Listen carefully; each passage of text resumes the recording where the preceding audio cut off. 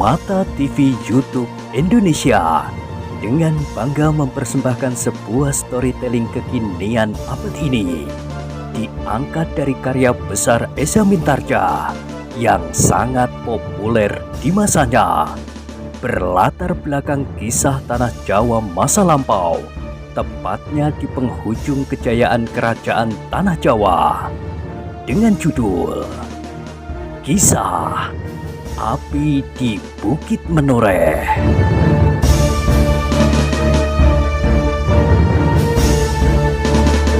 Pada kesempatan yang sangat baik ini, kita masuk pada episode yang ke-279. Selamat menikmati.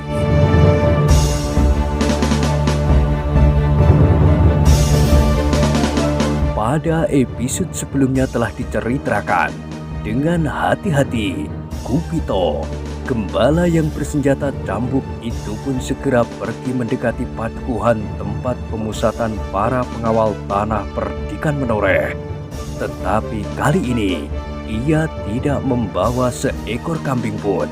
Ia harus dapat menerobos masuk dan menyerahkan obat itu kepada Ki Arkopati sendiri, sambil membicarakan kemungkinan bahwa gurunya akan datang sendiri untuk menemui Ki Arkopati. Di padukuhan yang dilingkari dengan pohon pring ori itu, para pemimpin pasukan pengawal selalu dipeningkan oleh kesulitan-kesulitan yang setiap saat timbul. Kekurangan makanan telah mulai membayang, meskipun di lumbung masih ada persediaan.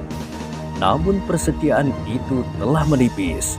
Sedang tidak seorang pun dari orang-orang padukuhan itu yang dapat keluar untuk menggarap sawah mereka, karena dengan demikian akan dapat membahayakan kedudukan para prajurit.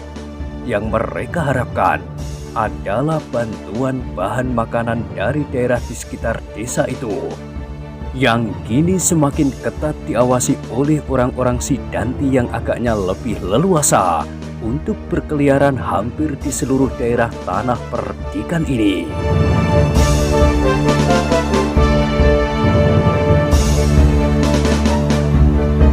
Selain masalah-masalah yang tumbuh pada lingkungan pasukan itu sendiri, maka Pandanwangi juga dibebani oleh persoalan pribadi yang kadang-kadang membuatnya kehilangan akal. Sebagai seorang gadis, kadang-kadang Pandanwangi mengurung dirinya di dalam biliknya sambil menangis. Pertanyaan Rahasta benar-benar telah membuatnya cemas, tetapi sampai begitu jauh, ia sama sekali tidak berani mengatakannya kepada ayahnya, sehingga kegelapan hati itu disimpannya sendiri di dalam dadanya. Masalah-masalah yang menyangkut tanah perdikan Menoreh dapat diperbincangkannya dengan banyak orang, betapapun berat, namun agak lapanglah rasa dadanya, karena beban itu ditanggungkan oleh orang-orang lain pula. Tetapi beban perasaannya yang satu ini sama sekali harus dipikulnya sendiri. Tidak ada kawan untuk berbagi. Ayahnya juga tidak, karena luka ayahnya sendiri masih cukup parah. Sedang obatnya pun telah hampir punah daya penyembuhnya. Dengan demikian, ia tidak sampai hati untuk menambah beban perasaan Ki Arkopati yang sedang disaput oleh keprihatinan itu.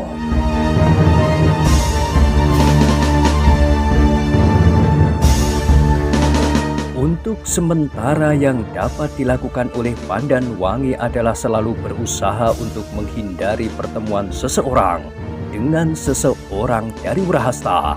Setiap kali ia selalu berusaha untuk berada di dekat Kerti atau Samekto, bahkan pemimpin pasukan yang lain, kecuali Wrahasta. Meskipun ia berusaha sedapat-dapat yang dilakukannya untuk tidak menimbulkan kesan yang menyakitkan hati pada anak muda yang bertubuh raksasa itu.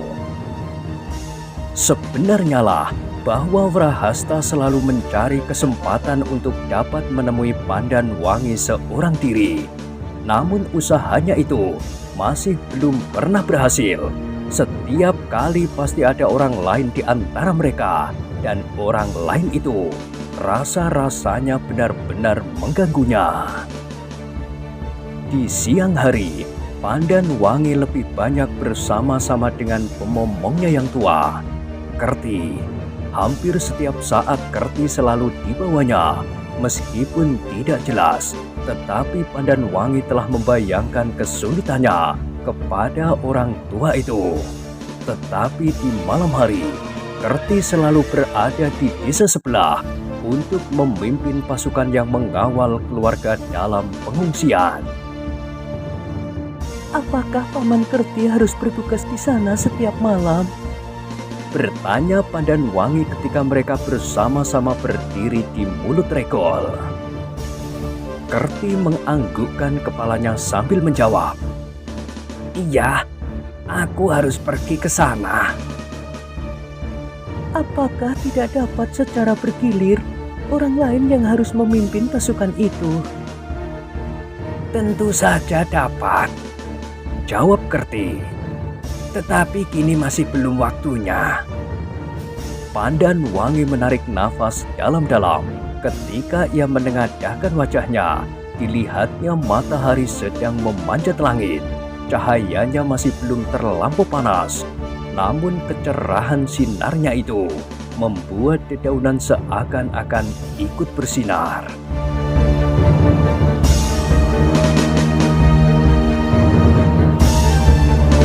Namun Pandan Wangi itu tiba-tiba menarik nafas dalam-dalam. Ia tidak sempat menikmati cahaya pagi yang segar ini sepuas-puasnya, seperti ketika tanah perdikan ini masih belum dibakar oleh api kedengkian dan nafsu. Ketika itu, apabila ia berpakaian seperti yang dikenakannya kini, adalah saat-saat yang menyenangkan. Karena dengan pakaian ini, ia pasti berada di padang perburuan bersama Kerti dan 1-2 pengawal. Tetapi kini tidak. Kalau kali ini ia berada di padang perburuan, adalah perburuan yang paling puas yang dikenalnya. Berburunya sesamanya, manusia. Angan-angan itu telah membuat Pandan Wangi menjadi semakin muram. Dengan mata yang sayu ditatapnya sinar matahari yang jatuh di atas rerumputan liar, di tanah persawahan yang tidak sempat disentuh oleh tangan. Tanah itu benar-benar telah kering. Desisnya. Kerti berpaling. Ia mendengar suara Pandan Wangi, tetapi ia tidak segera menyahut. Tetapi tiba-tiba Pandan Wangi itu mengangkat wajahnya. Sesuatu telah menyentuh hatinya lewat telinganya. Suara seruling. Mula-mula Pandan Wangi ragu-ragu atas pendengarannya sendiri. Di dalam keadaan serupa ini, apakah ada seseorang yang sempat meniup serulingnya? Apalagi seruling itu datang dari arah luar benteng bambu berduri yang mengelilingi desa itu. Tiba-tiba teringat olehnya seorang gembala yang biasa bermain-main dengan serulingnya. Ia pernah menemui gembala itu bermain seruling di muka pasukan pengawal tanah perdikan ini yang sudah dalam kesiagaan tertinggi sewaktu masih berada di induk tanah perdikan. Gembala itu bermain dengan nyamannya, seolah-olah tidak terjadi sesuatu di sekitarnya. Kini ia mendengar suara seruling itu pula, juga di hadapan hidung para pengawal yang sedang dalam kesiagaan tertinggi. Dalam kebimbangan itu, Pandan Wangi berpaling, memandangi wajah Kerti. Sekilas Pandan Wangi melihat kening orang tua itu bergerak-gerak, dan tanpa disadarinya ia bertanya, "Apakah Paman Kerti mendengar sesuatu?" Kerti mengangguk ragu, namun ia menjawab, "Aku mendengar suara seruling dari balik rerumputan di tengah-tengah sawah yang tidak digarap itu." "Iya, aku mendengarnya pula," berkata Pandan Wangi kemudian. "Aneh, desis Kerti. Pandan Wangi tidak segera menyahut. Didengarkannya suara seruling itu dengan seksama, semakin lama menjadi semakin nyata, mengalun bersama angin yang berhembus dari utara. Kadang-kadang meninggi, kemudian turun merendah, seperti kegelisahan yang sedang merayap di hati Pandan Wangi. Gembala itu pula, Berkata Pandan Wangi lambat. Gembala yang mana, Wangi? Pandan Wangi menarik nafas dalam-dalam. Dengan nada datar ia menjawab. Paman Samekto pernah melihatnya. Lalu, Apakah Paman Kerti tidak melihatnya ketika aku menjumpainya di pinggir padukuhan induk tanah perdikan ini dahulu? Kerti mengerutkan keningnya. Mungkin Paman memang tidak ada waktu itu. Tetapi seperti sekarang, ia bersenandung dengan serulingnya di depan hidung para pengawal. Aku mencurigainya waktu itu. Aku sangka ia adalah salah seorang petugas sandi Kakang Sidanti. Sekarang pun kau harus mencurigainya. Kerti menjadi heran ketika ia melihat Pandan Wangi menggelengkan kepalanya. Aku tidak akan dapat mencurigainya lagi, Paman. Kenapa? Orang itulah yang bernama Kupito yang telah membebaskan aku dari tangan Ki Bedosuro. Wajah Kerti yang tua itu menjadi semakin berkerut-kerut. Perlahan-lahan ia mengangguk-anggukkan kepalanya sambil bergumam seolah-olah kepada diri sendiri. Jadi orang inilah yang kau katakan itu, Wangi? Iya, Paman. Kerti terdiam sejenak, sekilas melonjak di dalam kenangannya. Seseorang yang gemuk bulat memberikan obat kepada Ki Gede Menoreh, dan ternyata obat itu telah menolongnya. Anak muda yang gemuk bulat itu juga bersenjata sebuah cambuk yang berjuntai panjang dan bertangkai pendek, seperti yang pernah diceritakan oleh Pandan Wangi tentang seorang gembala yang bernama Kupito yang telah menolong melepaskannya dari tangan Ki Bedosuro.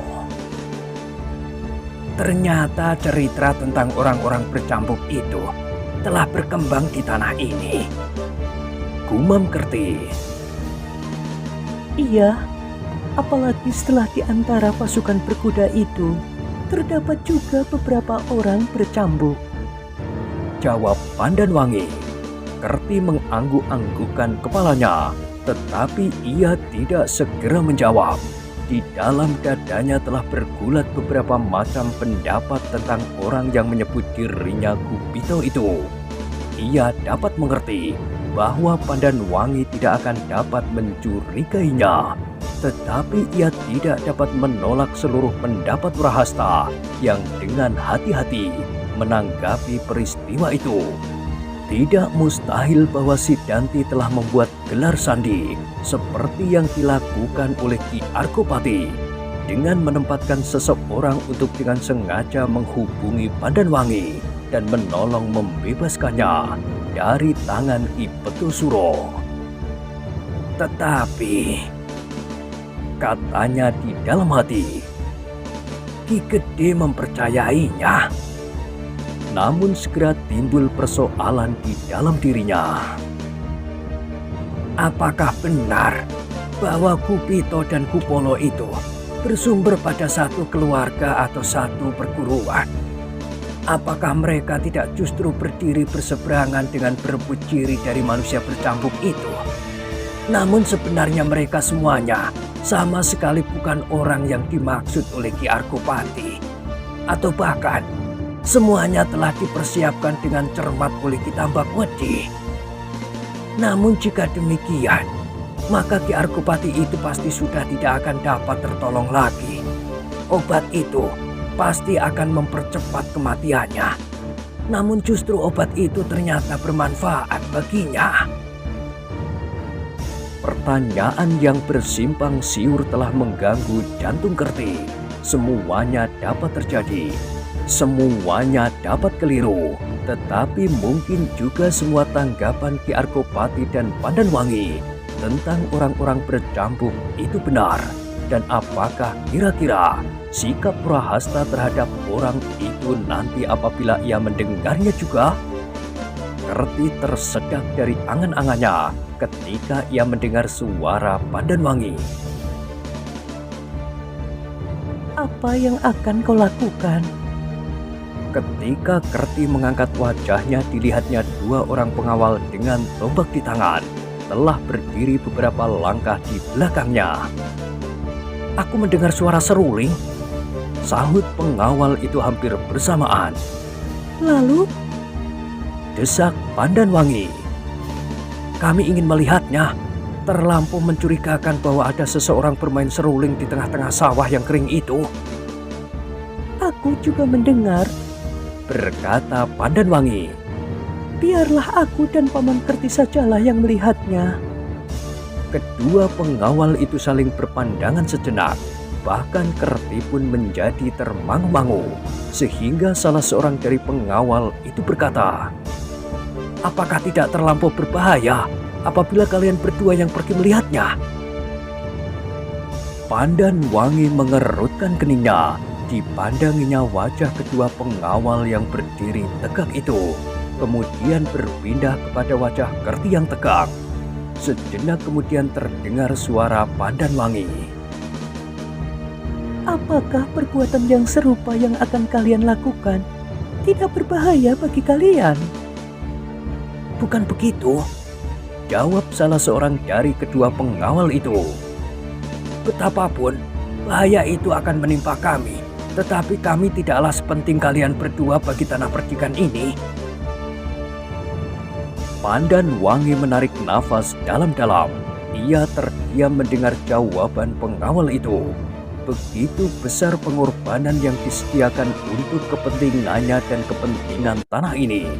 Tidak dihiraukannya lagi apakah yang akan terjadi atas diri mereka sendiri. Kita akan pergi bersama-sama, berkata Pandanwangi kemudian. Kedua pengawal itu masih ragu-ragu. Namun salah seorang dari mereka akhirnya berkata, "Kalau memang itu yang kau kehendaki, baiklah, kami akan melakukannya." Maka pergilah mereka berempat dengan hati-hati ke arah suara seruling yang masih saja mengalun di sela-sela desir angin yang berhembus di antara dedaunan. Daun rerumputan yang liar dan batang-batang ilalang yang menjadi semakin tinggi. Para peronda di gardu melihat keempatnya berjalan semakin lama semakin jauh. Beberapa orang menjadi cemas dan berbisik di antara mereka, "Kenapa Ki Kerti dan Pandanwangi pergi juga?" Kawannya menggelengkan kepalanya. Jawabnya, "Entahlah, tetapi meskipun ia seorang gadis, Pandanwangi mempunyai kelebihan dari kita semua. Bahkan Ki Kerti dan Ki Samekto tidak dapat menyamainya. Ternyata pada saat ia berkelahi melawan Ki Petusuro." Kawan-kawannya mengangguk-anggukkan kepalanya. Sebenarnya lah bahwa Pandanwangi adalah seorang gadis yang luar biasa. Meskipun demikian, kepergiannya itu telah membuat para pengawal menjadi cemas. Sehingga dengan demikian maka tanpa mereka kehendaki dan tanpa berjanji mereka telah bersiap. Berdiri berjajar di muka gardu di regol desa. Setiap saat mereka siap untuk meloncat ke arah suara seruling di balik ilalang itu. Dari sela-sela rerumputan yang meninggi, gerumbul-gerumbul perdu yang liar itu, para peronda masih melihat bagian kepala Pandanwangi. Dan ketika kawannya berjalan semakin jauh, sedang suara seruling yang melonjak-lonjak itu pun masih juga menyentuh telinga mereka. Orang-orang di depan gardu itu menahan nafas mereka ketika mereka melihat Pandanwangi berhenti. Agaknya Pandanwangi telah menjumpai sumber suara seruling itu. Sebenarnya lah, bahwa kini Pandan Wangi telah berdiri beberapa langkah di belakang seorang anak muda yang duduk di bekas pematang yang kering sambil meniup serulingnya. Agaknya ia begitu asik bermain sehingga kehadiran orang-orang yang mendekatinya itu tidak dapat mengganggunya. Meskipun Pandan Wangi telah berdiri beberapa langkah di belakangnya, namun anak muda itu masih saja berlaku dengan kesungguhan hatinya. Kerti berdiri termangu-mangu di belakang Pandan Wangi. Kalau anak muda ini yang dimaksud oleh Pandan Wangi bersama-sama mengalahkan Ki Petusuro, maka adalah mustahil bahwa ia tidak mendengar kehadiran mereka berempat. Berbeda dengan tanggapan Pandan Wangi, gadis itu yakin bahwa gembala yang meniup seruling itu pasti sudah mendengar kehadirannya, tetapi sengaja ia berbuat seolah-olah tidak mengetahui kedatangannya. Pandan Wangi menarik nafas dalam-dalam. Sikap anak muda yang meniup seruling itu terasa lain di dalam hatinya. Kalau selama ini ia selalu dihadapkan kepada ketegangan, kecemasan dan berbagai macam perasaan yang membuatnya terlampau lelah lahir dan batin, maka sikap gembala itu memberinya suasana yang berbeda. Terasa bahwa gembala itu sengaja ingin bergurau seperti kebiasaan anak yang pernah dilihatnya itu. Gembala itu kadang-kadang bersikap seperti seorang gembala yang dungu, yang membuat Samekto kebingungan menjawab pertanyaan-pertanyaannya ketika mereka bertemu setelah ia dicegat oleh orang-orang yang liar yang berpihak kepada si Danti. Sepercik kesegaran melonjak di dalam hati Pandan Wangi yang seolah-olah selama ini menjadi kering. Timbullah niatnya untuk menanggapi sikap gembala yang pura-pura tidak tahu kehadirannya itu. Karena itu, maka tiba-tiba ia berpaling. Sambil meletakkan jari telunjuknya di depan bibirnya, Pandan Wangi melangkah perlahan-lahan menjauhi gembala yang sedang bersenandung dengan serulingnya itu. Kerti dan kedua pengawal yang datang bersamanya menjadi bingung, tetapi mereka tidak mengucapkan sepatah kata pun karena Pandan Wangi masih tetap meletakkan telunjuknya di muka bibirnya yang terkatup rapat-rapat. Kerti dan kedua pengawal itu pun berjalan pula sambil kebingungan di belakang Pandan Wangi. Namun tiba-tiba langkah mereka tertegun ketika tiba-tiba suara seruling itu berhenti. Tetapi sebelum mereka berpaling, Pandan Wangi telah berkata lantang, Mari Paman, kita tidak akan mengganggu orang yang sedang terlampau asik bermain dengan serulingnya. Kita tidak akan mematahkan arus perasaan yang sedang terungkap lewat nada-nada. Begitu mencekam seperti batu karang di belai angin pegunungan. Maafkan aku. Tiba-tiba terdengar gembala itu berkata, Maafkan aku tidak mendengar kehadiran tuan-tuan di sini. Namun suara Pandan Wangi masih tetap lantang. Kita sama sekali tidak cukup berharga untuk dapat mematahkan hidung yang syahdu itu. Bukan maksudku. Tetapi Pandan Wangi tidak berhenti. Ia masih terus melangkah meskipun perlahan-lahan. Sedang kedua pengawal tanah perdikan yang mengikutinya berjalan dengan penuh kebingungan. Sekali-sekali mereka berpaling, dilihatnya gembala yang meniup seruling itu melangkah tergesa-gesa di belakangnya. Namun Kerti yang tua segera tanggap atas keadaan itu. Karena itu, maka tanpa dikehendakinya ia menarik nafas dalam sekali. Pandan Wangi masih juga melangkah menuju ke padesan kembali diikuti oleh ketiga kawan-kawannya. Sedangkan gembala yang baru saja bersenandung dengan serulingnya itu masih saja mengikutinya dari belakang sambil berkata, Maafkan aku, bukan maksudku untuk mengabaikan kedatangan tuan-tuan. Sebenarnya aku memang tidak mengetahuinya. Bohong. jawab Pandan Wangi. Kalau kau tidak mengetahui kedatangan kami, kenapa kau sekarang dapat mengikuti kami? Aku mendengar kalian berbalik meninggalkan aku. Sebelum itu aku benar-benar tidak mendengarnya. Aku tidak percaya. Kau sengaja mengabaikan kedatangan kami. Sungguh mati. Dan sekarang, apakah alasanmu mengikuti aku? Ini adalah daerah kami. Aku minta maaf, jawab gembala itu. Lalu katanya, dan aku akan menawarkan sebuah cerita yang sangat menarik. Sama menariknya dengan cerita Arjuna Wiwaha. Langkah Pandan Wangi tertegun sejenak. Tanpa sesadarnya ia memandangi wajah Kerti yang tua. Tanpa sesadarnya pula, Kerti yang tua itu tersenyum. Sepercik warna merah membayang di pipi Pandan Wangi. Tiba-tiba ia menundukkan kepalanya. Sesuatu terasa berdesir di dadanya. Kini gembala yang menamakan dirinya Kupito itu telah berdiri di hadapan Pandan Wangi dan Kerti. Sambil membungkukkan kepalanya dalam-dalam, ia berkata, "Maafkan aku, Kiai." Kerti tidak menyahut, tetapi ia berpaling kepada Pandan Wangi. Namun Pandan Wangi masih menundukkan kepalanya. Sedang kedua pengawal yang ikut bersama mereka itu pun menjadi bingung. Apakah sebenarnya yang telah terjadi? Tiba-tiba terdengar suara Pandan Wangi lirih. Silahkan Paman, aku hanya mengantarkan Paman mencari suara seruling itu. Kalau Paman memang mencurigainya, silahkan Paman bertanya dan memeriksanya.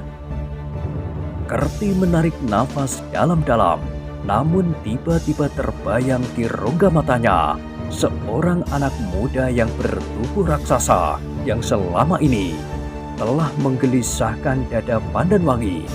Sebagai seorang yang telah cukup berpengalaman, segera Kerti menarik garis yang akan bersilang di antara mereka. Tanpa sesadarnya orang tua itu menggelengkan kepalanya, namun diangkatnya wajahnya ketika ia mendengar gembala itu bertanya, "Kenapa Kiai mencurigai aku?" Kerti mengangguk-anggukkan kepalanya.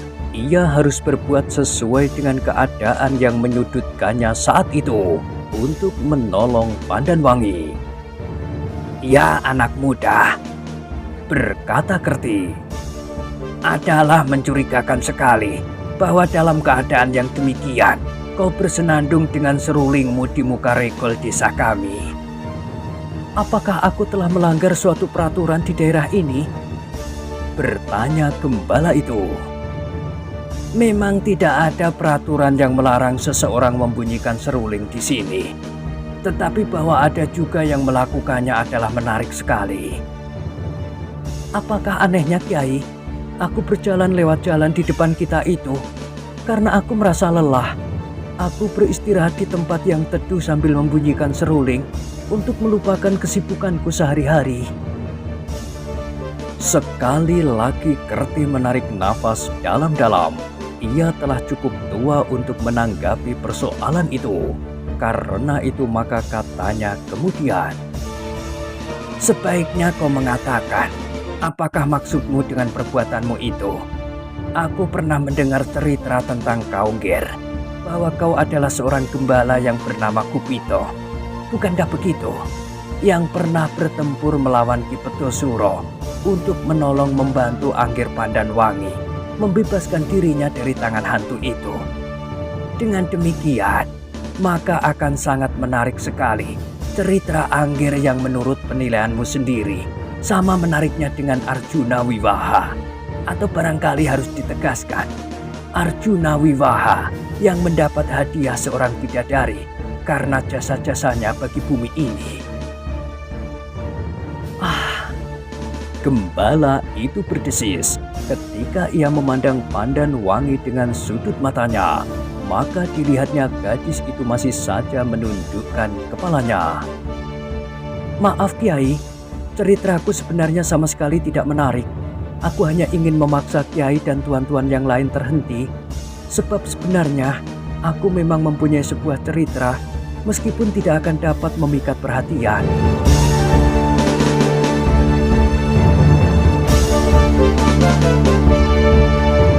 Kerti mengangguk-anggukkan kepalanya. Desisnya, "Kami sudah menyangka, karena itu kami mencari suara serulingmu. Kehadiranmu pasti bukan tanpa maksud. Bukankah begitu?" Begitulah. Tetapi kenapa tuan-tuan begitu saja akan meninggalkan aku sebelum bertanya sesuatu kepadaku, hanya karena aku terlambat menyapa tuan-tuan? Kerti berdesah.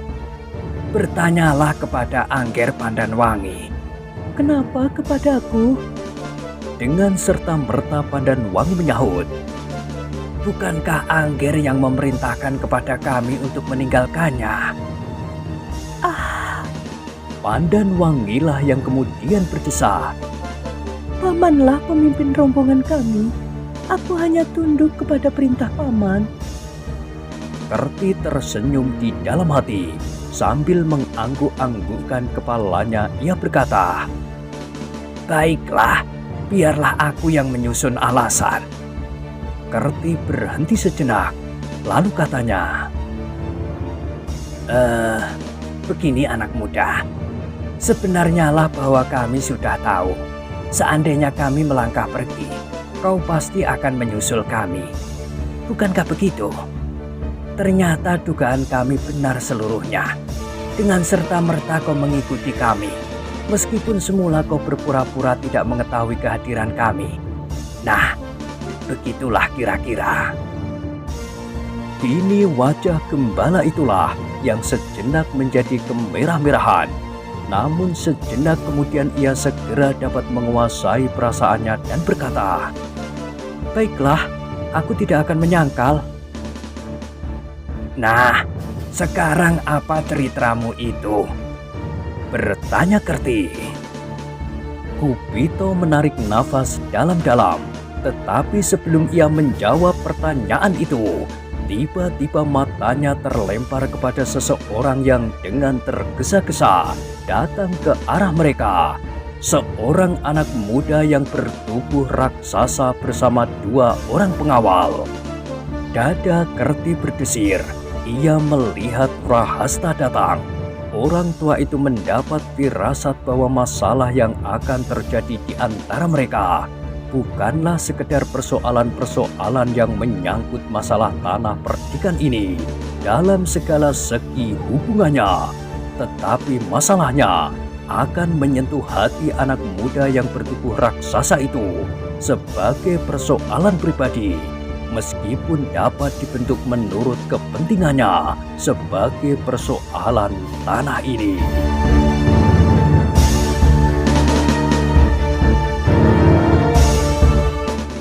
Nah, bagaimanakah kisah selanjutnya?